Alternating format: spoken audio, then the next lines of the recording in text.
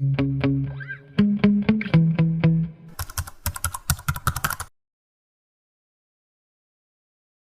to The Finance Story. We are a leading digital publication that celebrates life in finance. I'm your host and editor, Vishal Krishna. Now, Indian CA firms are working with the best. They're great clients and they can go global. We want to explore that aspect. Talking to me about that is Mr. Guruprasad, the founder and managing partner of Guru Jana Chartered Accountants. He's a CA from the 1992 batch. He's a Bangalore boy. He's finished his graduation from Bangalore University. He's also done an executive MBA from the IIM. Mr. Guru, how are you? Good to see you. Good to see you. I've been doing fabulous. Life has been beautiful. It is beautiful indeed. In your firm, it's more than a 500-member firm. You've done it for the last 2 decades, and you've built a great practice. Where did you start your education? And then and then I want to know about how you built your firm. Came from Acharya Pathashala College. It's a college near NR Colony, really beautiful college. Those days we just had 3 hours of college. The rest of the time we were in the grounds, playing cricket and so on and so forth. But everything we just left it as a flow. We till very recently, maybe till I went to IIM, life was just a flow. Whatever comes in our way, we take. There was nothing that there is a strategy we have to do. We have to build something. We have to make it an organization. We just tell, okay, if I opened an office, if any client comes, I'll work. That is how we all started up. But the background was quite simple. One of my co-founders is an article in the same firm, Suresh and Company, where we both came from. And each of the partners, we had now 12 partners, around 11 practice leaders. It's an amazing story how each of us met. We met in the roads, we met in the airports, I met people in the queue.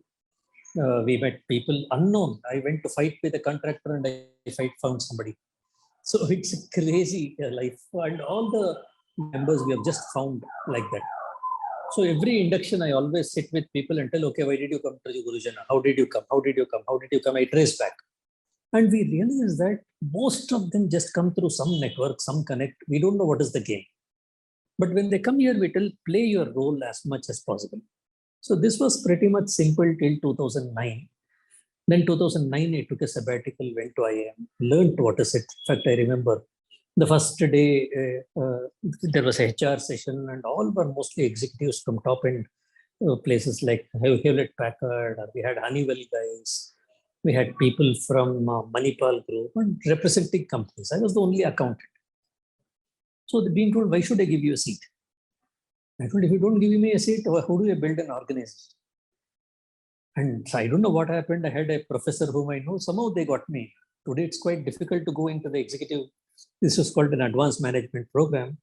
It's a lot of people apply, only few get. Somehow I got it. And first class I was there, they was talking about performance appraisal. I mean, what nonsense. What is this performance appraisal? Mera bet, mera kale. I can do what I want. What do you mean by performance appraisal?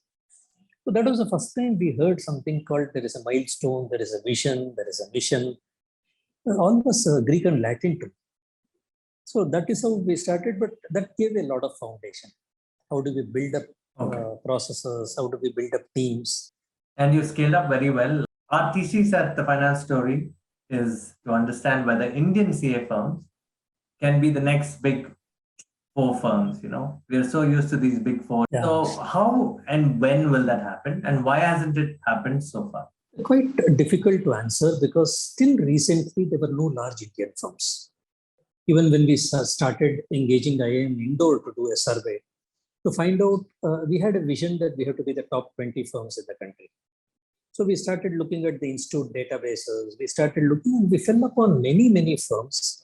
Started in 1938, 1940, 1936, and none of them have grown.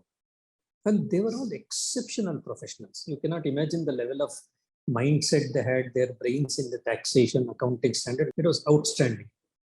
But that set us wondering, why is it there is not a single Indian firm with a reasonable size? Not that we are very big. When somebody was asking, you reached 500 recently, I told, we just started. But we were wondering, why is it such exemplary professionals have not been able to build a large firm? Why are we not able to build a big firm? So that has been a very large deliberation we have been undergoing. One reason we found out is most of the firms don't have a succession plan after Guru who. The second important element is none of us are outwardly people. We are extremely inwardly. No, none of the firms are outwardly like the multinational firms trying to project themselves. And there is a whole lot of positioning. Now, for the same job, an MNC firm can charge 10 lakh of rupees, while the quality is as good as them. There's no doubt about it. There are some professionals who are outstanding. I don't think in my lifetime I'll reach them. But they charge 40,000 rupees. Wow.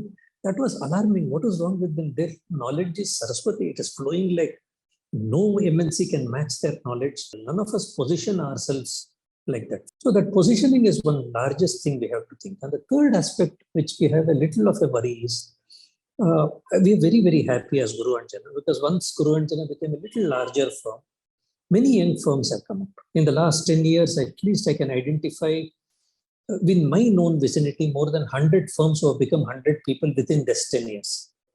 And those days, it was never in 2008 or 7, a 200 people firm was never heard of in domestic circles. But today, there are many. There are many, many firms. And it's such a joy to see the entire ripple effect, telling that, okay, one Guru Jana is, we are just average professionals, no great knowledge. We just do the brick and mortar stuff, no new things, no artificial intelligence, no great taxation knowledge. But just do the same thing in a little more different way of a corporate setup. So there, in Bangalore alone, I can recount that today there are more than 10 firms or 20 firms in excess of 100, 200 people, and all are homegrown firms, all are first-time entrepreneurs. So that aspirational mindset is now coming, that could be there. Having said that, to match the size of a MNC firm is quite difficult right now. To take a E&Y, maybe a 150, 200-year-old firm. I was discussing with a firm in Scotland. I'd been to visit them, called Brewers and Soothers.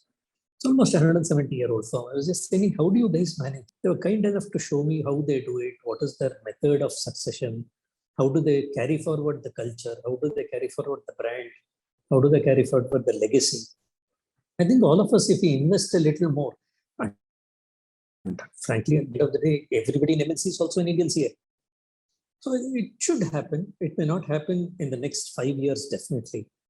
But look at the way that things are getting consolidated. People are doing well. There are firms with 800 people. Even in Ahmedabad, I met one firm, fabulous firm, 900 people firm. So things are becoming very different. And to have an imagination that somebody could have 1,000 people firm in India was never heard 10 years back. But I see in the next 5 years, at least 10 of them coming out. And the next 10 years could be 20 of them. Today, like you said, Indian firms are very inward looking, but can a CA, as an expert, as a strategic person, as a financial thinker, can they take Indian SMEs to a larger scale going forward? Because it's linked. If you guys grow, that means the Indian economy is also growing and Indian firms are also becoming larger. Mm-hmm. Your Absolutely. thoughts on this? Finance and money is as old as the mountains. The tricks of finance are only changing. The packages are changing. Earlier, we used to tell hard property is valued. Today, IP is valued. But valued is valued. So only the assets are changing. Financial conventions have been the same from hundreds of years. The standards are the same.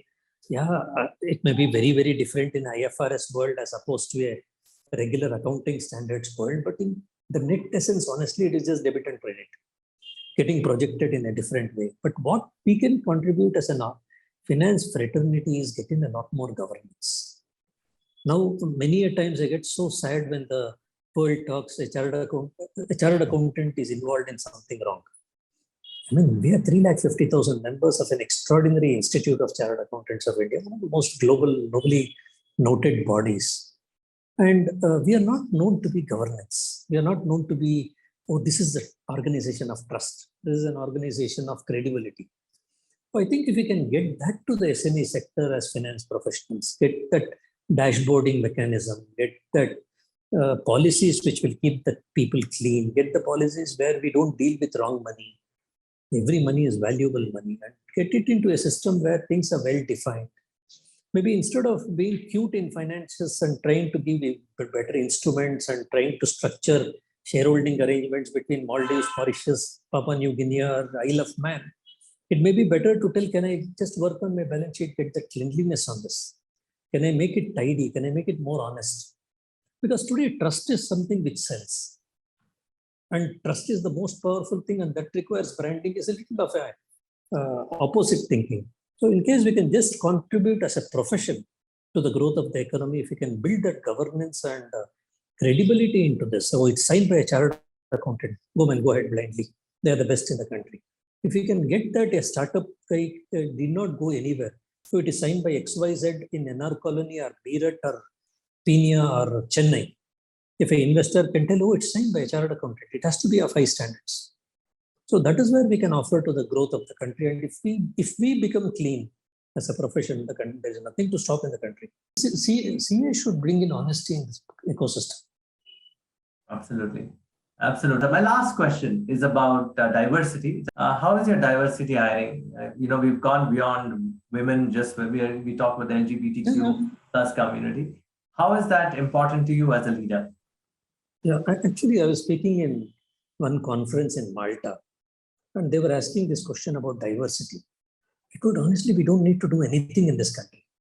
We are 500 people. Possibly we have every class of economic strata in the office. We have close to 50% women in the leadership team and the entire organization. But we don't need to do anything. Our country itself is so diverse. In fact, at one point of time, we were working in a Chennai-based organization run by one guy by name Balaji, a chartered accountant, also amazing guy. He was trying to get transgender to the mainstream. And we did explore, but we were happy to do it, but skill sets were the issue. Otherwise, we were very happy to do it. So I think I don't worry about, in fact, somebody had tweeted that Me Too movement happened. Yeah, I remember. Me Too movement. Yeah. 3 years ago, I had 3-4 tweeted years at ago. that time, we had around 150 girls at that time, and it's such a beautiful family. We have not heard a bad incident from the day one till here. It's a 19 year of practice. Nobody complained. We don't even have to worry about diversity. It happens on its own. No, that's so well said. Ladies and gentlemen, this is Mr. Guruprasad M, of course, founder and managing partner at Guru and Jana Chartered Accountants. Thank you so much, Mr. Guruprasad. Thank you very much. Thank you.